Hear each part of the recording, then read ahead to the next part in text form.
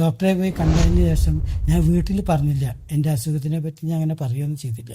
2-2.5 കൊല്ലം ഞാൻ ഇതിൻ്റെ മുന്നേ ഈ 2003 മുന്നേ എനിക്ക് ഈ അസുഖം വന്നപ്പോൾ ഞാൻ ആരോടും മിണ്ടിയില്ല. പിന്നെ ഇത് സഹിക്കാൻ പറ്റാണ്ടായിട്ട് ഞാൻ മറിഞ്ഞെന്ന് വേദനിക്കുന്നു. ഇത് കാണുമ്പോൾ എൻ്റെ ഭാര്യ ഗീത അവളിത് കണ്ടുപിടിച്ചു. ഇതെന്താ അങ്ങനെ വേദനിക്കുന്നത്, എന്താ നിങ്ങൾക്ക് ടെൻഷൻ എന്നൊക്കെ ചോദിച്ചു. അപ്പം ഞാൻ ലാസ്റ്റ് നിവൃത്തിയില്ലാണ്ടായപ്പോൾ പറഞ്ഞു, ഇങ്ങനെയാണ് സംഭവം എന്നൊക്കെ പറഞ്ഞു. അന്നേരം എന്നിട്ട് ഞാൻ ഇനിയിപ്പോൾ എൻ്റെ തൊട്ടടുത്ത് കുറച്ച് അകലായിട്ട് എന്നെക്കാട്ടിലും ജൂനിയറായിട്ടുള്ള ഒരാളുണ്ടായിരുന്നു. അദ്ദേഹത്തിന് അവന് ഇതേ അസുഖം വന്ന് ഓപ്പറേഷനൊക്കെ എല്ലാം കഴിഞ്ഞ് എന്നിട്ട് അവന് ട്യൂബിട്ട് നടക്കുക മാത്രമല്ല, അവന് ആകെ മാനസികമായിട്ട് വിഷമം കാര്യങ്ങളൊക്കെ ആയി.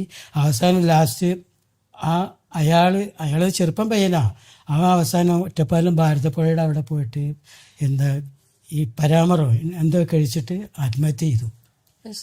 ഇത് അറിഞ്ഞു കഴിഞ്ഞപ്പോൾ ഇന്നതാണിത് മാറില്ല, അങ്ങനെ ഇത് കഴിഞ്ഞപ്പോൾ എനിക്ക് മാനസികമായി പിരിമുറുക്കായി. അപ്പോൾ എൻ്റെ ഈ ഓപ്പറേഷനും ഫിനാൻഷ്യൽ പ്രോബ്ലം എല്ലാം കൂടി ആയി കഴിഞ്ഞപ്പോൾ എനിക്ക് ഞാൻ എന്ത് ചെയ്യണം വെച്ചിട്ട് വിഷമിച്ച് ഞാനും ഇങ്ങനെ കടന്നുകൊണ്ട് ഇങ്ങനെ. അപ്പോൾ എൻ്റെ അച്ഛന് സുഖമില്ലാത്തതുകൊണ്ട് ഞങ്ങളിപ്പോൾ താഴത്ത് തൊട്ട റൂമിലാണ് ഞാനും വൈഫും മക്കളൊക്കെ കിടക്കുക. അച്ഛൻ പെട്ടെന്ന് വിളിക്കുക എന്തെങ്കിലും ചെയ്യുമ്പോൾ അങ്ങോട്ട് പോകണമെന്ന് വെച്ചിട്ട്. അപ്പോൾ ഞാനിവിടെ ഇങ്ങനെ കടന്ന് ഇപ്പുറത്ത് ഇങ്ങനെ കിടന്ന് ഇങ്ങനെ രാത്രി ഇങ്ങനെ കിടക്കുമ്പോൾ ഇങ്ങനെ ഉറക്കവും വരുന്നില്ല, എന്ത് ചെയ്യണം ഇതിന്. ഒരു ഭാഗത്ത് ഫിനാൻഷ്യൽ പ്രോബ്ലം, ഒരു ഭാഗത്ത് അച്ഛന് സുഖമില്ലാണ്ടായി, ഒരു ഭാഗത്ത് ബിസിനസ്സും കുറച്ച് ഡള്ളോ ഒക്കെ പാടതായിട്ട് എങ്ങനെ മുന്നോട്ട് പോകാമെന്ന് അറിയാണ്ടായപ്പോൾ വീട്ടുകാരെയും വിഷമിക്കാൻ പാടില്ല, അങ്ങനെയുള്ളതാണ് അവർ ആകതാവല്ലോ എന്ന് വിചാരിച്ചിട്ട് ഞാൻ ആത്മഹത്യ ചെയ്താലോ എന്ന് ചിന്തിച്ചു പോയി. അങ്ങനെ ചിന്തിച്ചു പോയിട്ട് ഞാൻ ആകെ ഇങ്ങനെ വിഷമിച്ചിങ്ങനെ ഇതായിരിക്കുന്ന സമയത്ത് ഞാൻ അവിടെ ഇങ്ങനെ ഇതായിരിക്കുന്ന സമയത്ത് ഞാൻ എല്ലാം നീട്ടിട്ട് ഇങ്ങനെ നടക്കുകയാണ്. ഗീത അറിഞ്ഞിട്ടില്ല ഞാൻ നീറ്റ് നടക്കണമെന്ന്. അപ്പോൾ അറ്റ്ലീസ്റ്റ് ചിലപ്പോൾ അവർക്ക് തോന്നും ഞാൻ അച്ഛൻ്റെ അടുത്തേക്ക് പോയിരിക്കാമെന്ന് അവൾ വിചാരിച്ചിട്ടുണ്ടാവും.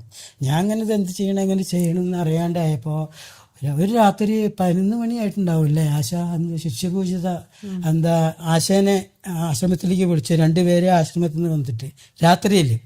അന്നേരം അവിടെ വന്നിട്ട് ശിഷ്യപൂജിത ആശേനെ കണ്ടു. ആശയോട് പറഞ്ഞു, ആ അണ്ണനോട് ചേച്ചിയോട് ഉടനെ ആശ്രമത്തിലെത്താൻ പറഞ്ഞു. എന്നെ വിളിച്ചു പറഞ്ഞു, എനിക്ക് ഓർമ്മയുണ്ട്. പെട്ടെന്ന് വിളിച്ചു പറഞ്ഞു, മോള് ഒറ്റപ്പാലത്ത് ഗോപേട്ടനും ഗീത ചേച്ചിയും പെട്ടെന്ന് വരാൻ പറഞ്ഞു, ഞാൻ പറഞ്ഞു എന്ന് വിളിച്ചു പറയാൻ പറഞ്ഞു. അങ്ങനെ ഞാൻ അന്ന് വിളിച്ചു പറയാം, എൻ്റെ അടുത്ത് വേറെ ഒന്നും പറഞ്ഞില്ല, വിളിച്ചു പറഞ്ഞു. അപ്പൊ അന്നേരം എന്നെ കാണാനായിട്ട് ഗീത ഇങ്ങനെ തെരഞ്ഞെടുക്കുക. ഞാൻ അപ്പം രാത്രിയാണ് വിളിച്ചത്, രാത്രി നേരത്താണ്, ആ സമയത്താണ് ഞാൻ വിളിക്കുന്നത്. അതെ അന്നേരം വിളിച്ച്. അപ്പോൾ അന്നേരം ഇതിങ്ങനെ വിളിച്ചു കഴിഞ്ഞപ്പോൾ എല്ലാം പറഞ്ഞു എന്ന് പറഞ്ഞപ്പോൾ ഞാൻ ശിഷ്യപൂജരത്ത് ഞാനും എൻ്റെ വൈഫ് കൂടിയും ഉടനെ പിറ്റേ ദിവസം നേരെ തിരുവനന്തപുരത്ത് വന്നു. ശിഷ്യപൂജയെ കണ്ടു. ശിഷ്യപൂജ തന്നെ ഞങ്ങളെ കണ്ട വഴിക്ക് ചെറുതായിട്ടൊന്ന് ചിരിച്ചു. ആ ചിരി കണ്ടപ്പോൾ തന്നെ മനസ്സിന് ഒരുപാട് തണുത്തു.